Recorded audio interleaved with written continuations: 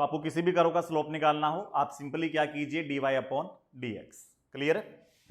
अब मैं आपको सप्लाई कर्व दिखाता हूं, सप्लाई कर्व कैसा होता है।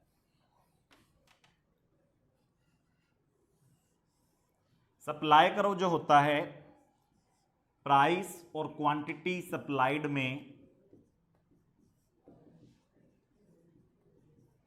डायरेक्ट रिलेशन की वजह से अपवर्ड स्लोपिंग होता है। ठीक है, जितना प्राइस कम होगा उतनी ही सप्लाई कम करेगा दुकानदार, जितना प्राइस ज्यादा होगा उतनी वो सप्लाई ज्यादा करने के लिए रेडी होगा। Lower the price, lower would be the supply, higher would be the price, higher would be the supply. This is known as the law of supply. ठीक है, जैसे लॉ ऑफ डिमांड क्या कहता है, लॉ ऑफ डिमांड कहता है lower the price higher the demand and higher the price lower the demand. वो कहता है डाउनवर्ड स्लोपिंग होता है डिमांड का। लॉ ऑफ सप्लाई क्या कहता है कि प्राइस कम होगा तो सप्लाई भी कम होगी, प्राइस ज्यादा होगा तो सप्लाई भी बढ़ जाएगी। ठीक है, यानी कि सप्लायर का अगर मैं बिहेवियर पढ़ता हूं तो सप्लायर को प्राइस बुरा लगता है, अच्छा लगता है? अच्छा लगता है। ठीक है, प्रोड्यूसर्स जो होते हैं उनको प्राइस बहुत पसंद होता है। अगर किसी एरिया में, किसी मार्केट के अंदर प्राइस बढ़ रहे हैं तो मार्जिन घट रहे हैं, बढ़ रहे हैं, वहां पे नए सप्लायर सेंटर करेंगे, नए सप्लायर सेंटर करेंगे तो प्राइस बढ़ने से सप्लाई भी क्या होगी, बढ़ जाएगी। ठीक है, तो प्राइस अगर लगातार बढ़ता रहेगा तो सप्लाई भी लगातार बढ़ती रहेगी, शर्तें लागू की प्राइस बढ़ता रहे तो सप्लाई भी बढ़ती रहेगी, क्योंकि नए सप्लायर आते जाएंगे ना मार्केट के अंदर। सुपर प्रॉफिट की मार्केट अच्छी लगेगी प्रोड्यूसर्स को? सुपर प्रॉफिट की मार्केट क्यों नहीं अच्छी लगेगी? तो नए नए प्रोड्यूसर्स आएंगे, नई फार्म्स ओपन होगी तो सप्लाई उससे बढ़ती रहेगी। सप्लाई करो स्ट्रेट लाइन होता है ऐसा कोई जरूरी नहीं होता, याद रखिएगा। सप्लाई करो स्ट्रेट लाइन हो ऐसा कोई आवश्यक नहीं है, सप्लाई करो ऐसा भी हो सकता है।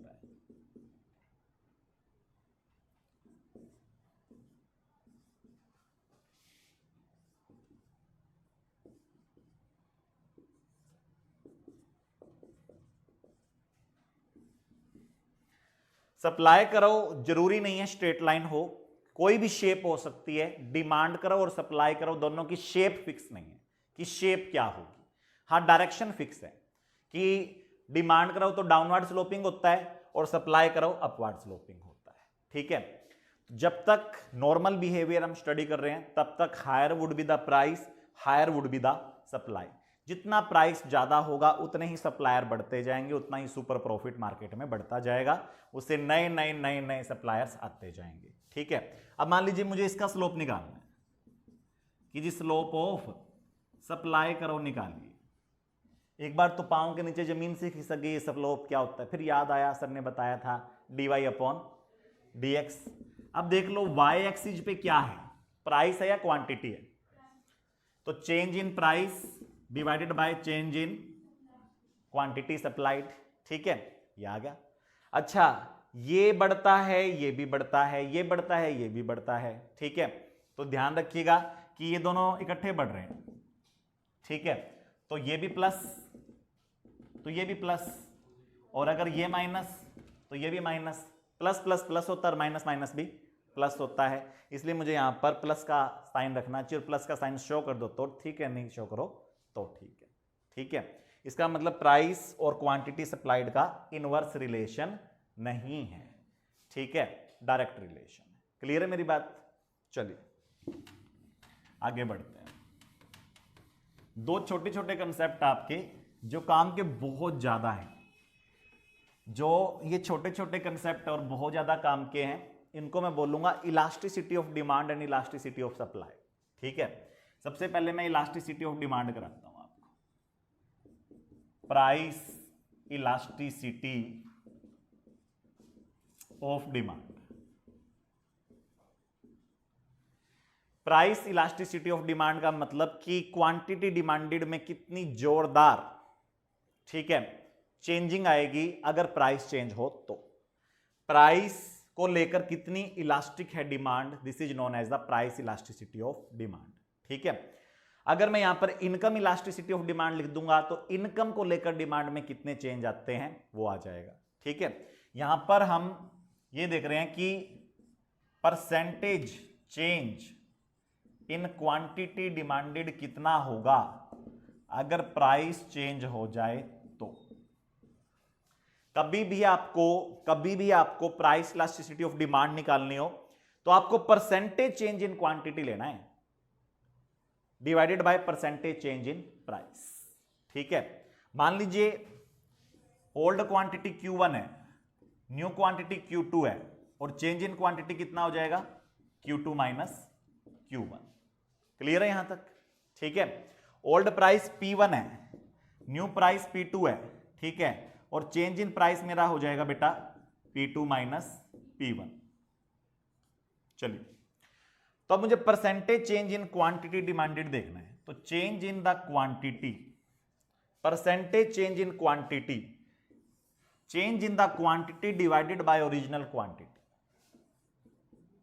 इन 200, ये परसेंटेज चेंज होता है कि क्वांटिटी में कितना चेंज हुआ with respect to base quantity, with respect to existing quantity, with respect to original quantity, कितना चेंज हुआ with respect to base, this is known as the percentage. ठीक है, ये तो सबको ही पता है परसेंटेज कैसे निकालते हैं हम चेंज को डिवाइड करते हैं बेस से और फिर इंटू 100 करते हैं। तो कितनी क्वांटिटी बदली डिवाइडेड बाय ओरिजिनल कितनी थी इंटू 100। मान लीजिए ओरिजिनल क्वांटिटी 10 थी और अब वो 12 हो गई, 10 से क्वांटिटी बढ़ के 12 हो गई, तो चेंज कितना आया 2।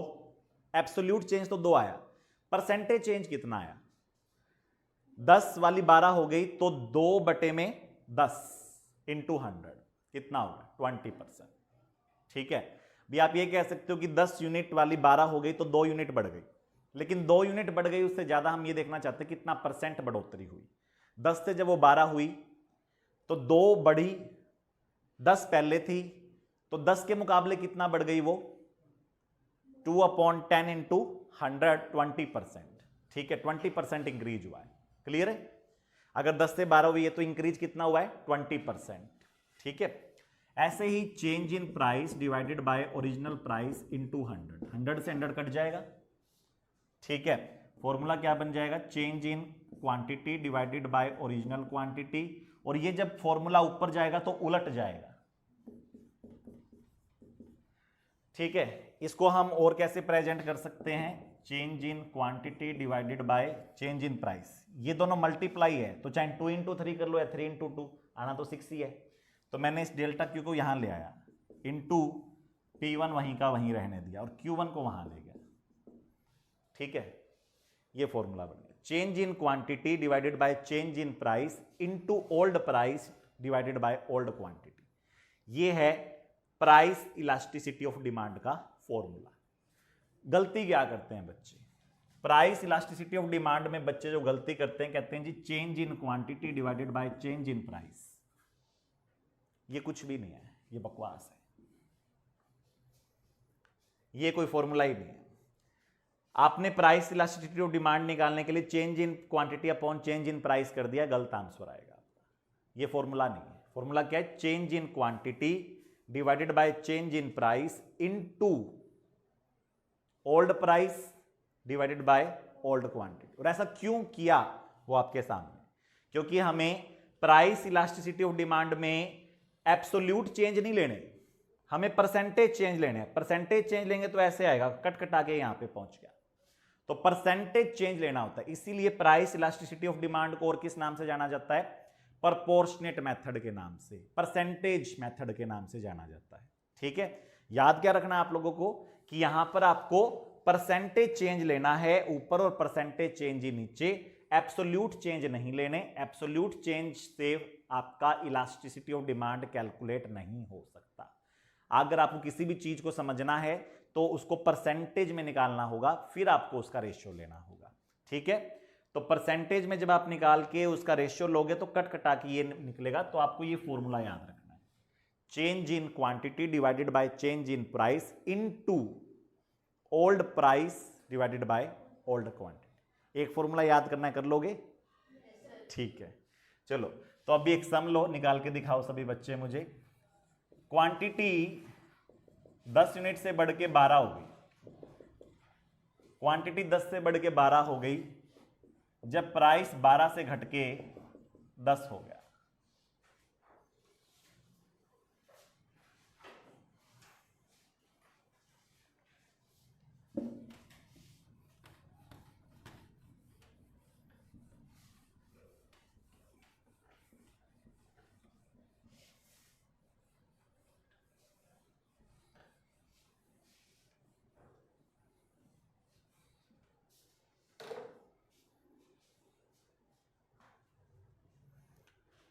क्वांटिटी 10 से बढ़ के 12 होगी और प्राइस 12 रुपए से घट के 10 रुपए होगी।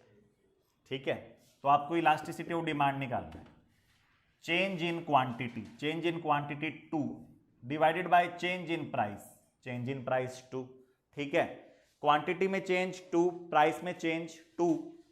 ठीक है, इन 2, प्राइस में 2 रुपए का चेंज हुआ है, क्वांटिटी में भी 2 का चेंज हुआ है, एक में प्लस का 2, एक में माइनस का 2, बस इतनी बात है।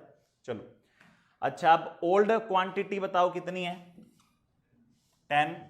ओल्ड प्राइस बताओ कितना है, 12। 2 से 2 कट गया, ये 6/5 आ गया। कितना आ जाएगा बेटा, ये 1.2। ठीक है, अगर वैल्यू 1 से ज्यादा है तो हम कहेंगे गुड्स आर मोर इलास्टिक, 1 से कम आए तो लेस इलास्टिक। ठीक है, अगर ई की वैल्यू ग्रेटर देन 1 आए तो हम कहेंगे goods are more elastic. Equal to 1 आए तो हम कहेंगे यूनिटेरी इलास्टिक, और लेस देन 1 आए तो हम कहेंगे इन इलास्टिक, लेस इलास्टिक। और इक्वल टू 0 आए तो परफेक्टली इन इलास्टिक, और इंफिनिटी आ जाए तो परफेक्टली इलास्टिक। ठीक है, ये 5 वैल्यूज आपको याद रखनी। इक्वल टू 1 को हम एवरेज मानते हैं कि ना ज्यादा इलास्टिक ना कम इलास्टिक। कैसा इलास्टिक, यूनिटेरी इलास्टिक। ठीक है, ग्रेटर देन 1 मोर elastic, less than 1 less elastic. Less elastic को क्या बोल देते हैं, इन इलास्टिक। ठीक है, और अगर 0 आ जाए तो हम कहेंगे परफेक्टली इन इलास्टिक। क्लियर है मेरी बात? चलिए,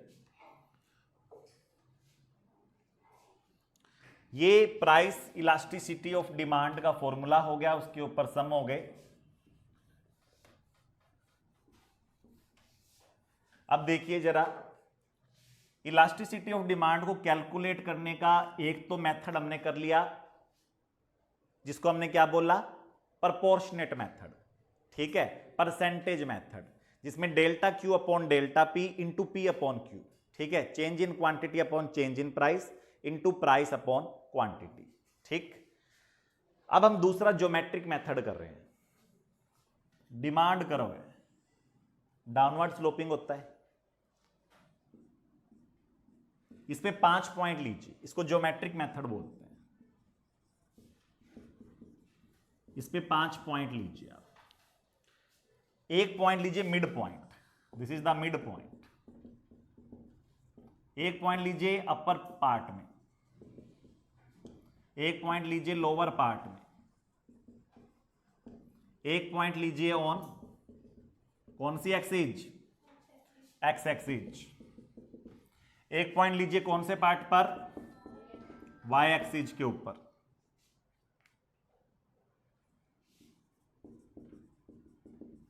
चलिए, upper part, mid part, lower part, point on the X axis and point on the Y axis. Geometric method जो है उसको ध्यान से सुनिए, उसका फॉर्मूला क्या है।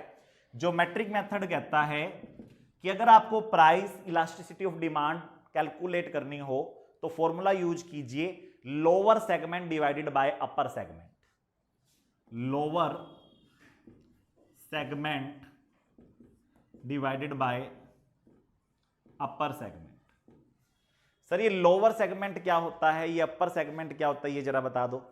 ठीक है सर, ये लोअर सेगमेंट क्या, अपर सेगमेंट क्या। जिस पॉइंट को आप स्टडी कर रहे हो उससे नीचे का पार्ट लोअर सेगमेंट, उससे ऊपर का पार्ट अपर सेगमेंट। जिस पॉइंट की भी आप स्टडी कर रहे हो उससे ऊपर का पार्ट अपर सेगमेंट। ठीक है, हर पॉइंट पे अपर सेगमेंट अलग अलग है। यहां पर अपर सेगमेंट इतना है, यहां पर अपर सेगमेंट इतना है, यहां पर अपर सेगमेंट इतना है, और यहां पर तो पूरा ही अपर सेगमेंट है। ठीक है, तो जिस पॉइंट की आप स्टडी करते हो उस पॉइंट के नीचे वाला लोअर सेगमेंट, उस पॉइंट के ऊपर वाला अपर सेगमेंट। इसीलिए जो मैट्रिक मेथड जो होता है वो कहता है कि इसको हम पॉइंट इलास्टिसिटी मेथड भी बोलेंगे। क्या बोलेंगे? Point elasticity method. ठीक, क्योंकि हम इसमें अलग अलग पॉइंट्स पे निकाल रहे हैं। Point elasticity method. फॉर्मूला आपके सामने है, lower segment divided by upper segment. ठीक है, इससे वैल्यू निकल आएगी। मिड पॉइंट पे अपर सेगमेंट बड़ा या लोअर सेगमेंट बड़ा? बराबर है। बराबर को बराबर से डिवाइड करो, 0 आएगा या 1 आएगा? 1। बराबर को बराबर से डिवाइड करेंगे, घटा थोड़ी रहे हैं जो 0 आ जाएगा। ठीक, तो मिड पॉइंट पे इलास्टिसिटी क्या आ गई मेरी? 1। इसको मैं m ले लेता हूं, इसको u ले लेता हूं, इसको मैं l ले लेता हूं, इसको a ले लेता हूं, इसको b। तो जो मिड पॉइंट है उस पर bm equal to am, lower segment divided by upper segment equal divided by equal, तो 1 आ जाएगा। अब मुझे अपर पार्ट पे बताइए, अपर पार्ट पे लोअर सेगमेंट बड़ा है या छोटा है? अपर पार्ट पर, क्योंकि लोअर सेगमेंट बड़ा है और वो फॉर्मूले में ऊपर है, ऊपर बड़ी संख्या नीचे छोटी संख्या, तो रेशियो ग्रेटर देन 1 या लेस देन 1? ऊपर बड़ी संख्या नीचे छोटी संख्या, ग्रेटर देन 1। यहां पर लेस देन 1, क्योंकि लोअर पार्ट पे लोअर सेगमेंट छोटा है और मुझे लोअर सेगमेंट को ऊपर रखना है। फॉर्मूले में लोअर सेगमेंट ऊपर आएगा और लोअर सेगमेंट लोअर पार्ट में क्या हो जाएगा? छोटा। तो छोटी संख्या डिवाइडेड बाय बड़ी संख्या, रेशियो क्या आ जाएगा? Less than 1। क्लियर? अच्छा, इस पॉइंट पर जो पॉइंट नंबर ए है, यहां पे फॉर्मूला लगाता हूं मैं, lower segment divided by upper segment.